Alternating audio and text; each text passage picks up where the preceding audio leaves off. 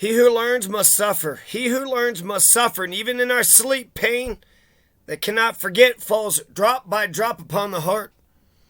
And in our own despair against our own will comes wisdom by the awful grace of God. Aeschylus. So what is Article 51 and what is Article 4 and 5? So real quick, Article 51 of the United Nations Charter is the right to self-defense and collective self-defense. The right to Article 4 and Article 5 of NATO.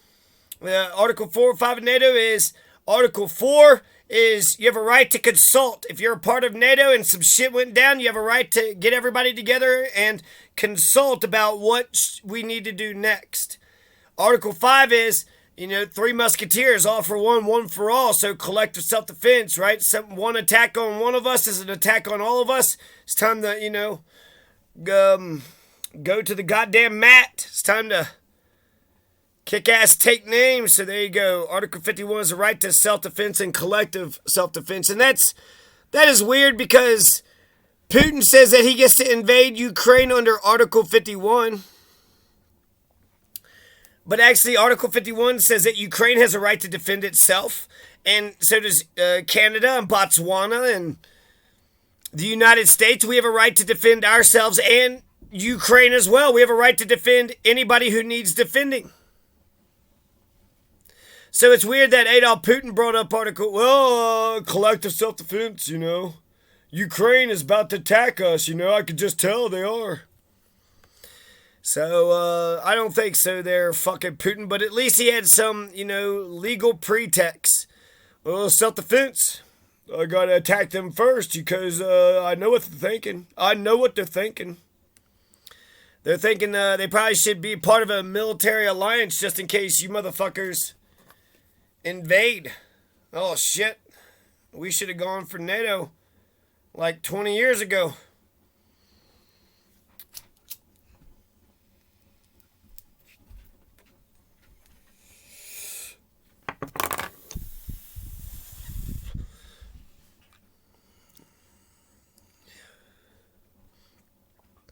So apparently the only time that Article 51 of the United Nations Charter was ever enforced or put into action was right after 9/11, apparently.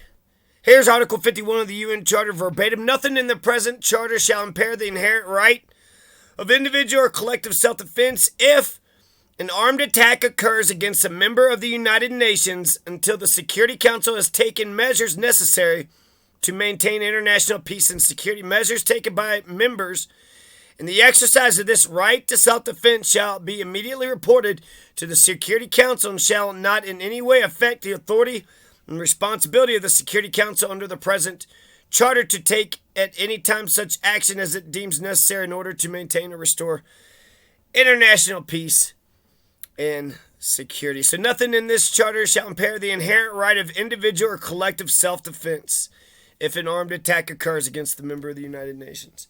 So how long has Russia been a part of the United Nations? Since 1945. How long has Ukraine been a part of the United Nations? Since 1945.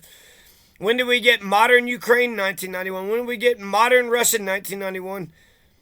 When was Moscow first mentioned? 1147. When was the Ukraine first mentioned in the historical record? 1187. So they're basically the same fucking age. They're ancient, archaic shit. They're the same goddamn age. One is not, they used to call the Ukraine Little Russia. Oh, what? Little Russia? You gonna go hang out in Little Russia? Russia Junior, huh? Little tiny Russia. And then there's White Russia. What the fuck is White Russia?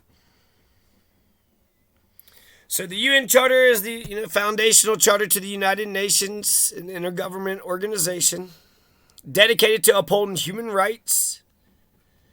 And they're also trying to get higher standards of living, economic. Okay, so in NATO's statement condemning the Russian attack on Ukraine, the organization mentioned that constitutions of the North Atlantic Council were held under the provisions of Article 4 of the North Atlantic or Washington Treaty. We have decided, in line with our defensive planning, to protect all allies, to take additional steps to further strengthen deterrence and defense across the alliance. Our measures and remain preventative, proportionate, non-escalatory. Are you getting all this? Our commitment to Article 5 of the Washington Treaty is ironclad. We stand united to defend each other following Syria's shooting down of a Turkish jet last week. Ankara on June 26th invoked Article 4 of the NATO founding treaty, which calls for consultations. There's been some speculation that Ankara might ask NATO to invoke Article 5, which states that any armed attack against one member of the alliance is an attack on them all, but NATO Secretary General Anders Fogh Rasmussen said this was not discussed. Under Article 4, any member state can convene a meeting of NATO members to consult. And that's it, just consultation. Hey, we got to get together and talk about this whenever it feels that its independence or security is threatened. In practice, it rarely uses, the powers that it has, but by convening all the NATO members under Article 4, it sends a strong political message to the greater world that, NATO is concerned about a particular situation. Article 5 is known as the All for One, One for One article. It's a keystone of NATO as an organization. All for one and one for all. It states that an armed attack against one member is an attack against all and sets in motion the possibility of collective self-defense. Also says that the right to self-defense is inherent, so therefore it's a natural law.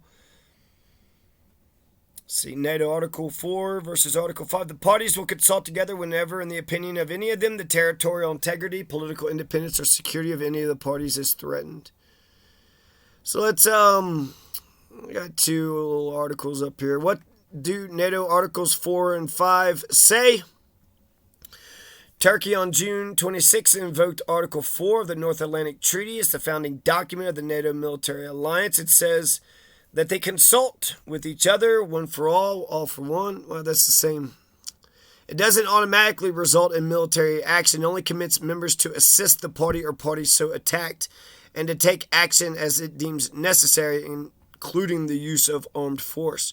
So they have a right to help others defend, but they don't have to do so. One last time, Article 51 verbatim. This is from Chapter 7. Action with respect to threats to the peace, breaches of the peace, and acts of aggression. Article 51, nothing in the present charter shall impair the inherent right of individual collective self-defense. If an armed attack occurs against a member of the United Nations until the Security Council,